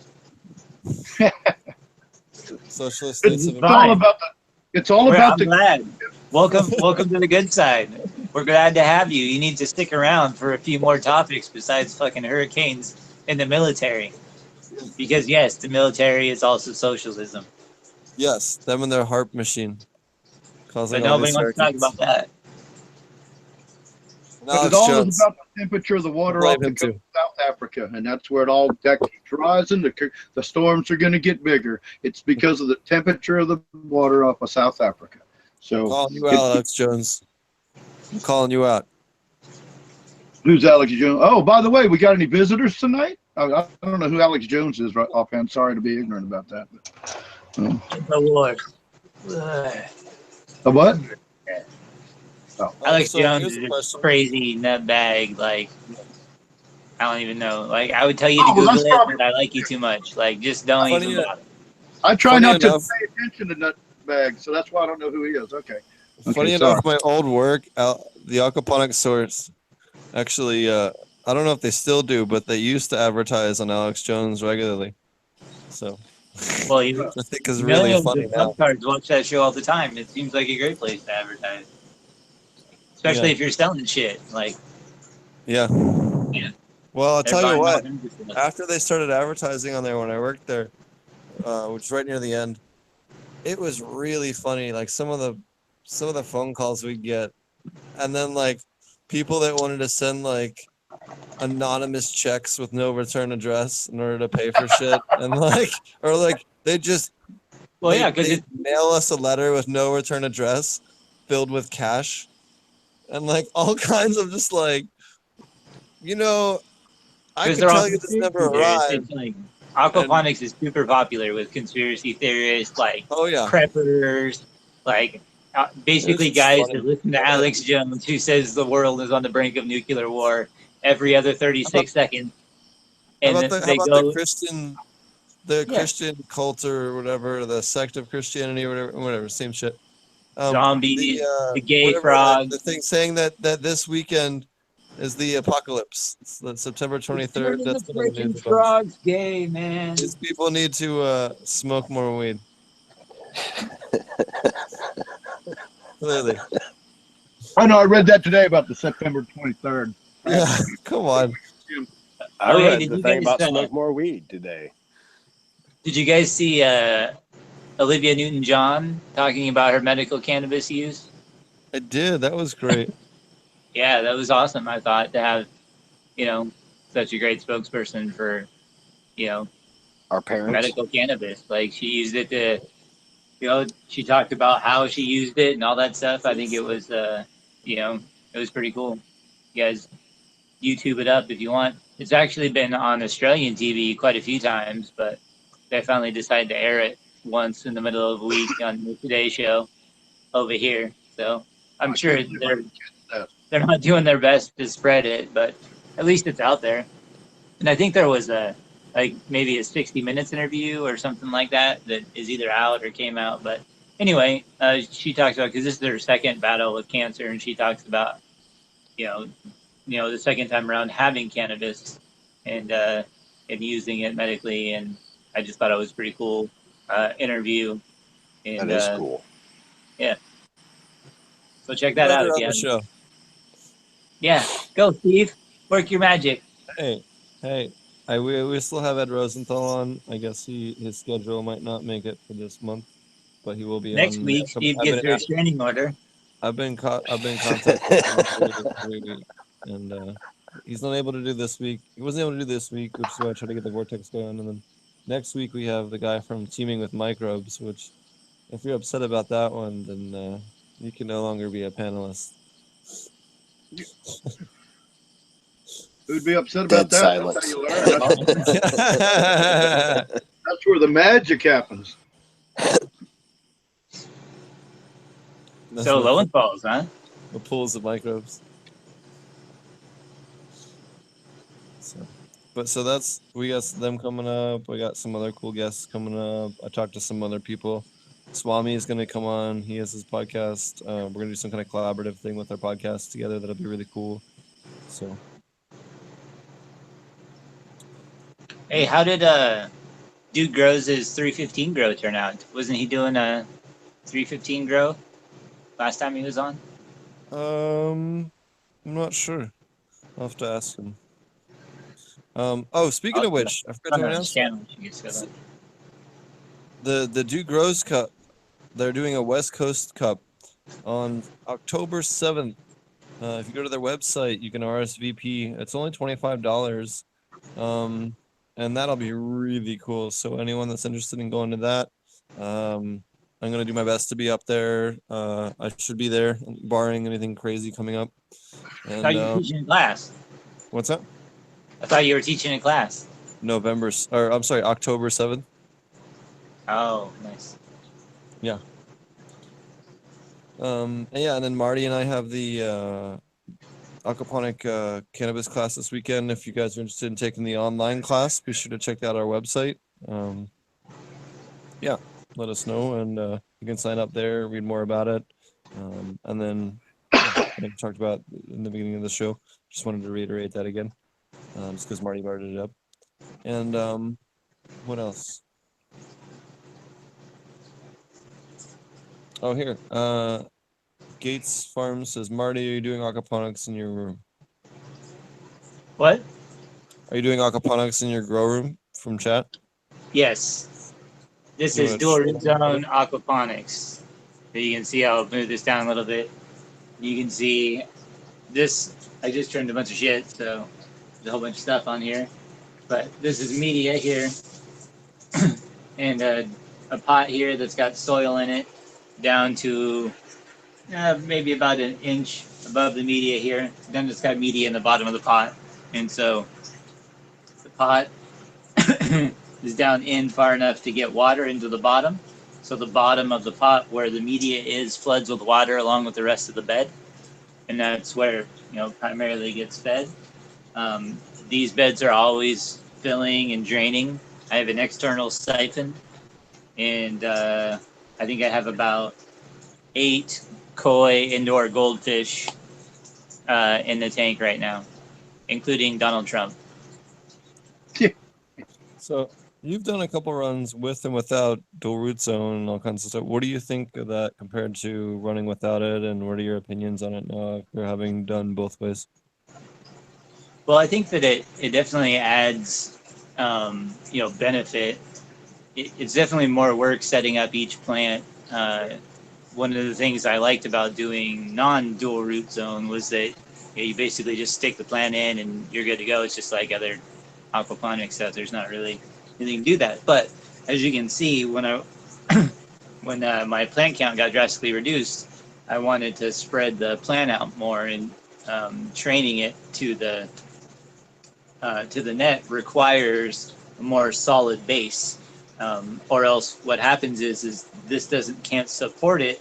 So instead of training over to the net the way we want it to, it just ends up straightening out and turning sideways like this. So it's not training to the net. It'll just straighten itself out and start growing diagonally. And so training becomes a little bit more tedious, and that isn't quite as effective. And also outdoors, if you deal with any kind of wind, it's very beneficial to have them in the dual root zone pots. Numerous times when I didn't have them in dual root zone outdoors, the wind would push them over at an angle in the same way. I never got any real damage from it, but just seemed like undue stress, that probably didn't need. And when I did dual root zone, didn't have that problem the next year. So I would say that in addition to that, if you I've experimented a little bit with smaller and bigger dual root zones, so like larger pots and smaller pots. And so you can go with larger pots and, basically put more amendments into your soil and not have to feed them as often. Or maybe even, for the most part, even through an entire run, I don't do too much through the top unless, I see a deficiency or the plant starts looking off. I'll hit them with some worm tea on the top. And then right when they start flowering, I'm going to come in and drop some compost here on the top. And you'll notice I have some room here. I don't know if you guys can really see, but there's maybe about that much room in my pot here that I can still fill up with compost from out in my worm bin. So I'll top that off, and probably tomorrow or Saturday, depending on how my day goes. But so I'll just harvest those and do that. So you can definitely, I would say, go longer periods without having to feed anything. As opposed to if you don't have dual root zone, you're probably going to have to hit it with tea at least like 3 times a week in order to keep up with enough nutrients for it to really do what you want to do. But I've had great success with it, especially outdoors with non-dual root zone. And I had success with dual root zone. So for me, I feel like it's definitely beneficial in other ways. So I go ahead and do it. If I had a huge plant count, like if I was doing 900 plants or something like that, I might consider not doing dual root zone. If it was like in a greenhouse in perfect conditions and I knew I was going to be able to produce enough tea or ferments and have it integrated like that, then I would say there might be a benefit of not doing it, simply because you wouldn't have to spend as much time per plant in more like a sea of green style as opposed to larger dual root zone plants. So those are kind of my dual root zone thoughts. So if you were doing sea of green, you would go ahead and just plant that without the dual root zone. Well, I would consider it, or I've thought about doing like a whole dual root zone bed. That makes sense. Might be pretty cool, because then you could do essentially the same thing. You wouldn't have to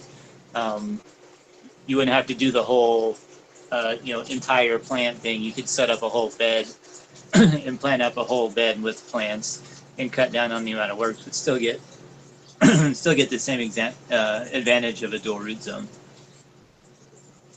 Interesting. Does that make sense? Yeah. Yeah, I like the way you described the pots. A lot of people are wondering. You've shown that before. And see, it's kind of a little different than what I actually thought you were doing. But now, so what you're saying, I just want to clarify this for everybody too. So what you're saying is your pot if Marty, you could show me that picture of your pot setup in your hydroton there, and yeah, oh, sorry, yeah, because it was so. All right, yeah. So what you're saying is the part of the pot that submerged inside of that, but inside that pot that's submerged, that's the same amount of hydroton in the bottom. So it soaks it up and lets it go, and the soil's on top of that to fill up the rest of the pot, right? Yeah, so this is sunk down in. You can see if I match up the height, you can see this pot goes all the way down into the bed. So the water floods in through the holes here in the bottom of the pot. Right.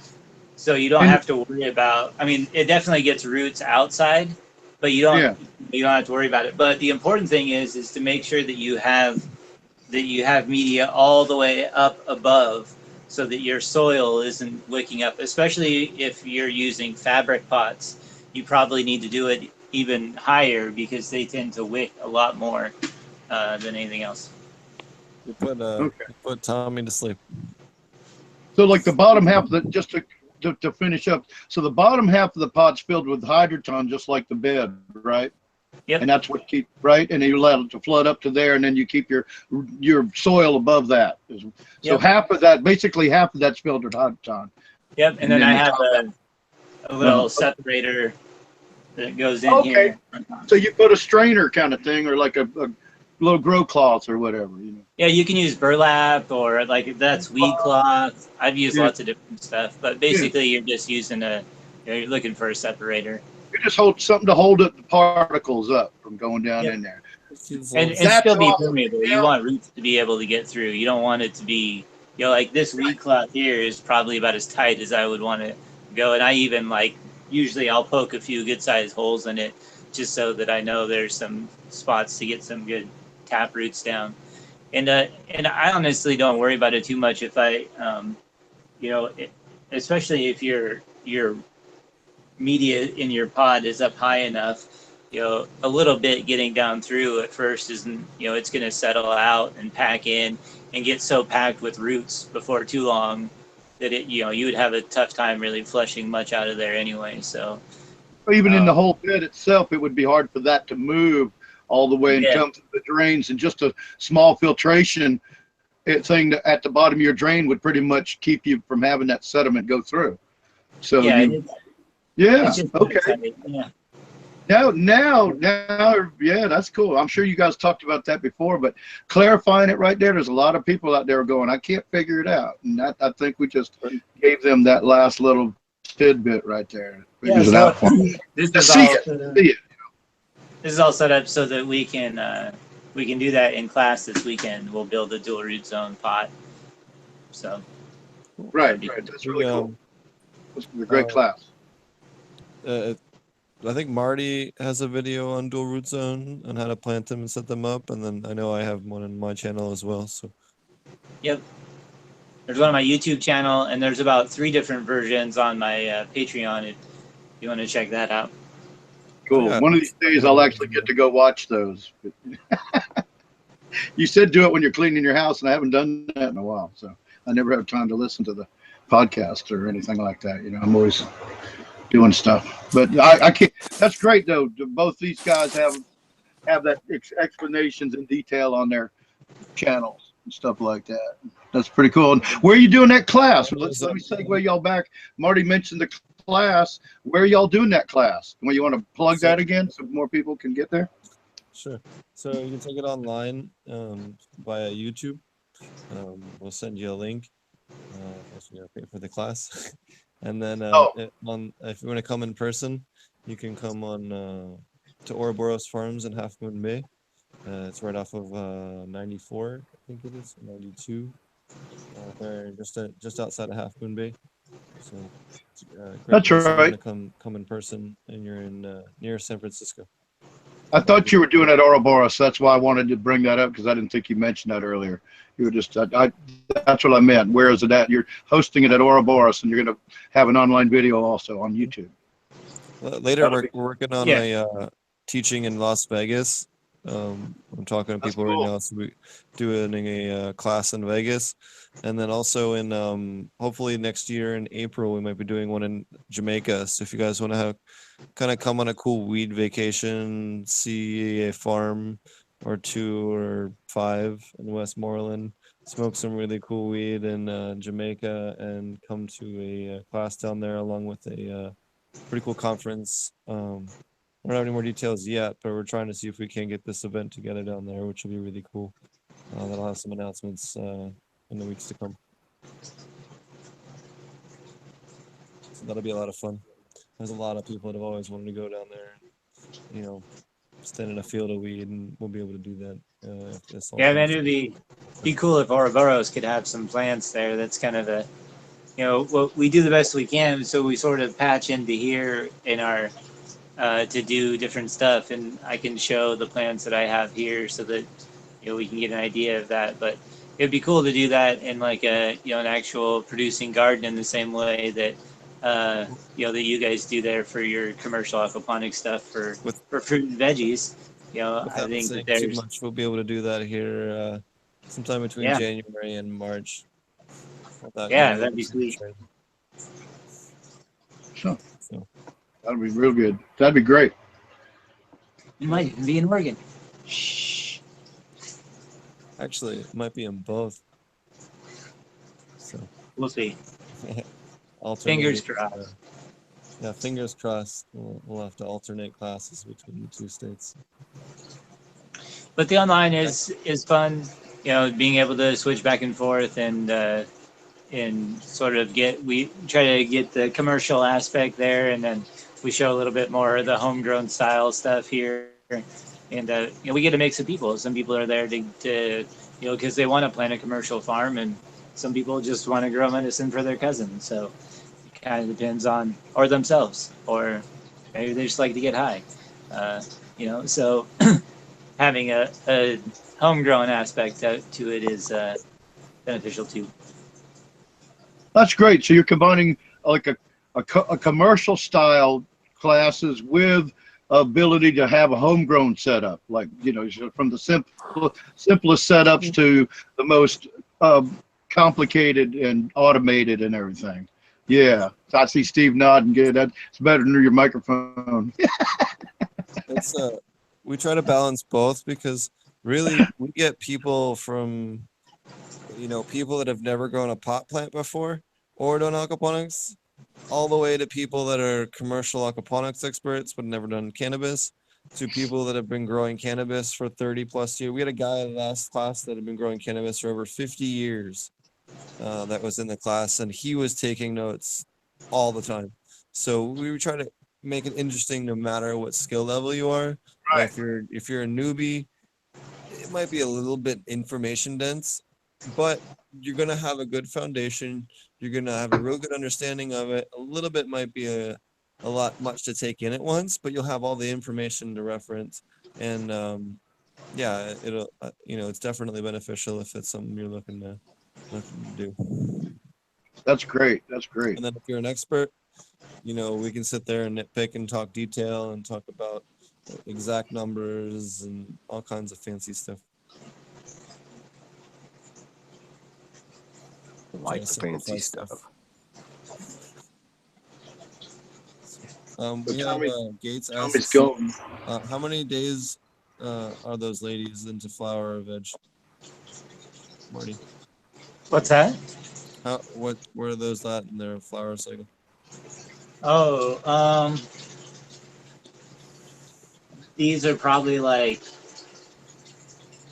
a little over 2 weeks, like 2.5 weeks, maybe something like that. I think somewhere in there, 2.5 weeks ish. That's the number now. I just made it up. So it's 2 to 3 weeks flower right there. Yeah. Yeah. It says, are you using a super soil?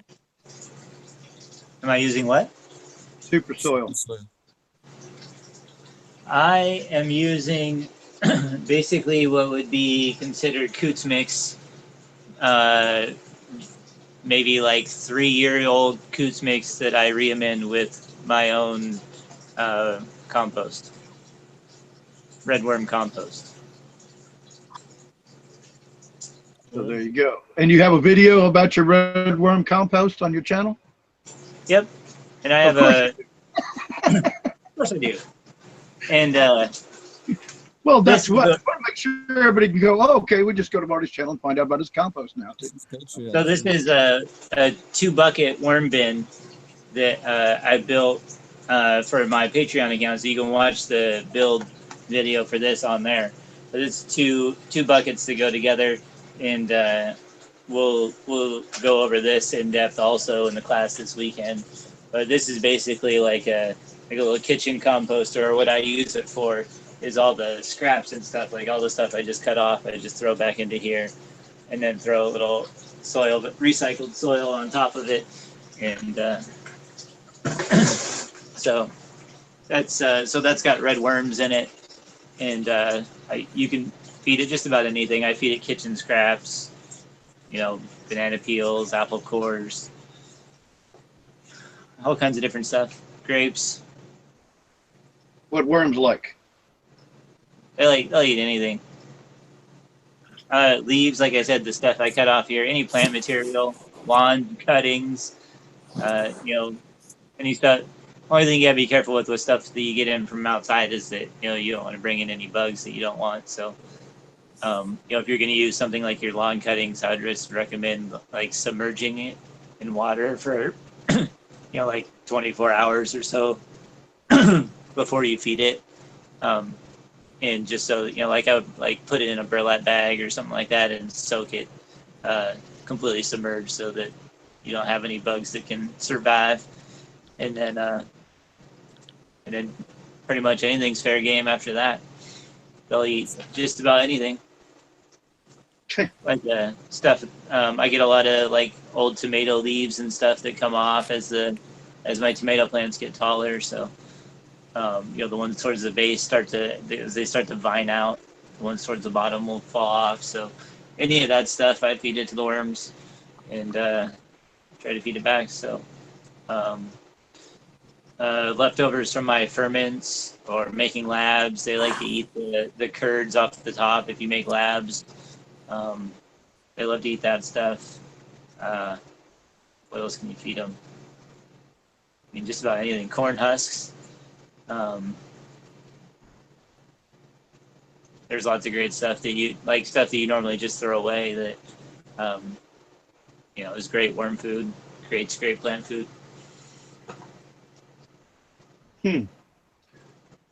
So you could almost have if you had enough trash, you could start a little worm farm. Keep it going. So that's do you ever notice certain varieties don't do well? I would say, at least in my experience, around 5% of strains that have tried to go in aquaponics just don't seem to like it, even in dual root zone. Well, dual root zone is probably a little less, but I did find there's a small minority of strains that just hate being that wet in their feet.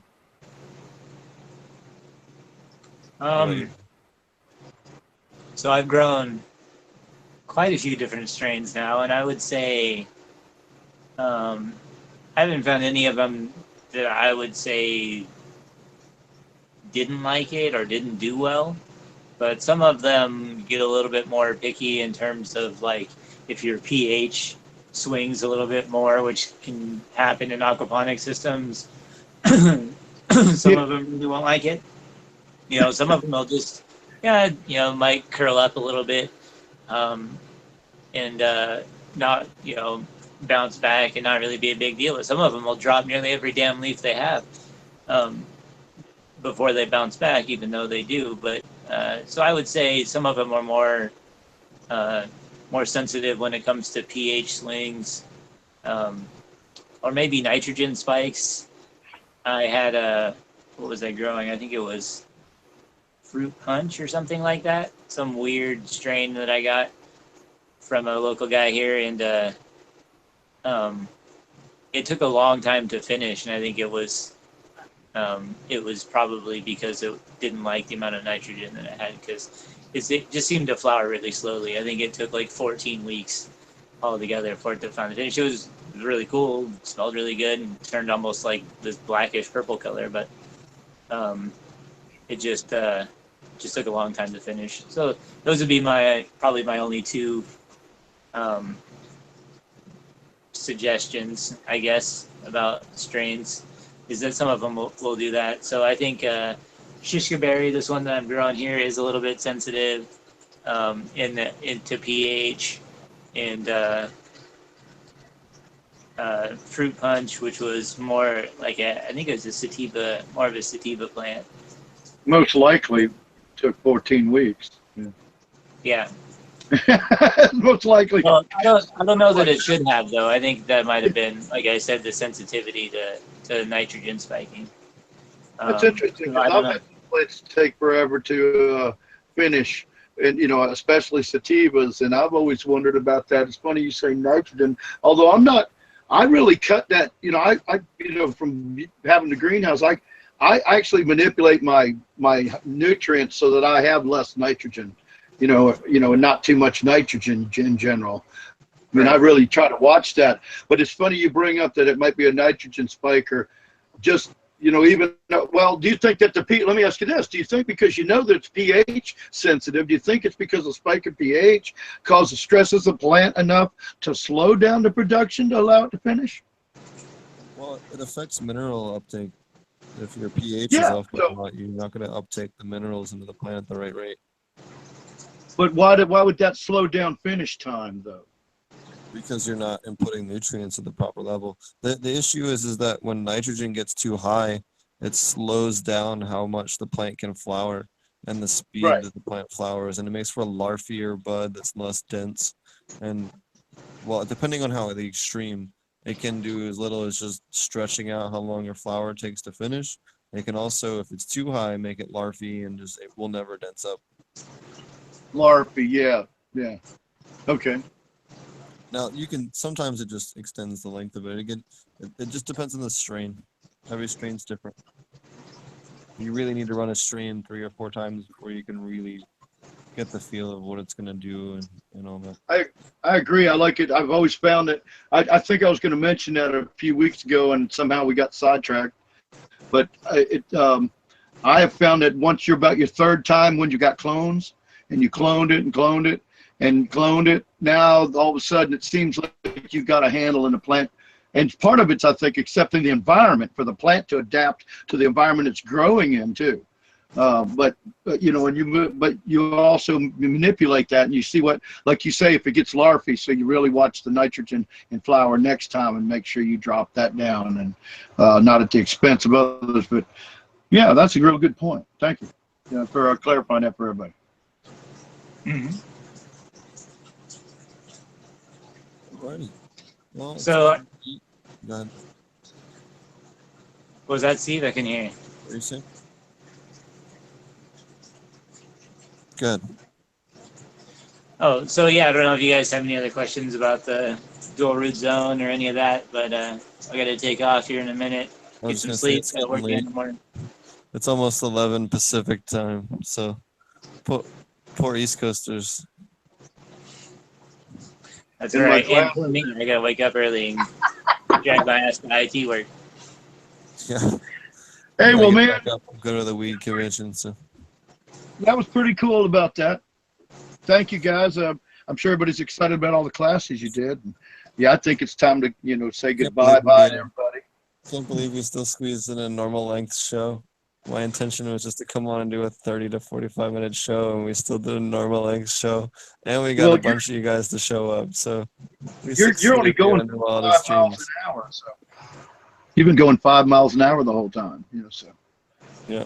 All right, guys. Minutes. I'll catch you later. Good night, Mark. Why don't you tell people how to find you in your Oh, yeah. Patreon? So, my channel is AP Meds on YouTube, and you can check me out there. We have Aquaponic Cannabis Growers Group on Facebook, which Steve and I and a couple other guys admin. My Patreon is patreon.com/APMeds, which is basically just a lot more how to build videos and more like I guess like an ongoing class. Every once in a while, I post videos of whatever's going on. So like my last one was amending dual root zone soil. So going through and adding in a couple of amendments from like down to earth that we talked about here, like langbronite and some humic acid, granular humic acid, and mixing that up and so the mixture that I make to put here in the top of the dual root zone.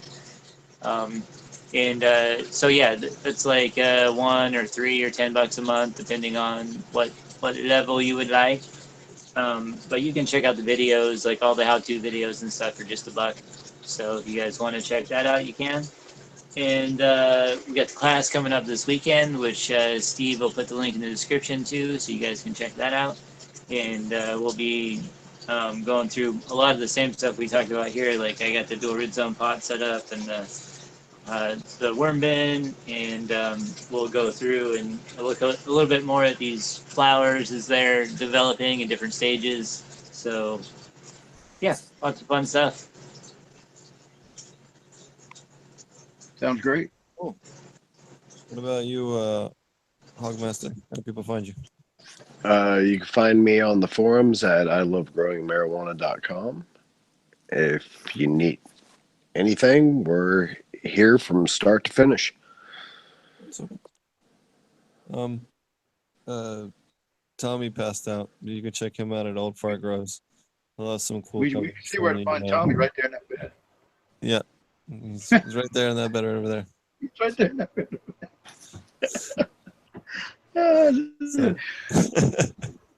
It was that new evil device you have. Oh yeah, he did a dab and he was lit as fuck. And it was all. I want to give a big shout out to my Clemson Tigers, who whooped Louisville's ass and held the Heisman Trophy winner from last year and confused him and just made him shake at the end of the game. And they're probably #1 in the nation in college football this week. And if they're not, they should be. Performance. Go Tigers. Where do we find you, Roger?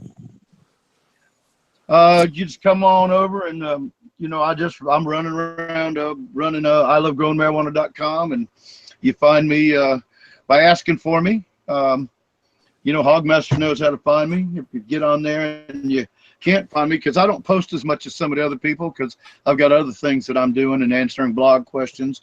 You can come to the blog at ilovegrowingmarijuana.com and make a comment on any of our 500 articles, and I'd answer your grow question. So you can find me there. You can walk around the Hellhole Swamp and see if you can find me over here. I'm over here in the swamp. That's about it. I did talk to Brain Grow. He'll hopefully be back next week. He was hoping to Cool. be back this week, but he wasn't able to make it back in time. But he will be hopefully back next week. He just had some jobs training. I guess that's coming to a close or almost concluded, and then he'll be on. Oh, look who woke up. What's up, Twinkle Toes? Okay, then. Well, let him sleep. But yeah, so he'll be back. And then if you guys are interested, you can find me at potentponics.com if you want to come out and meet in person this weekend, or borosfarms.com. And I think that's it for the show tonight. Oh, YouTube is Potent Ponics if you listen to this on SoundCloud. Thanks a lot, guys. Have a good evening. See ya. Take care. good night. Next week.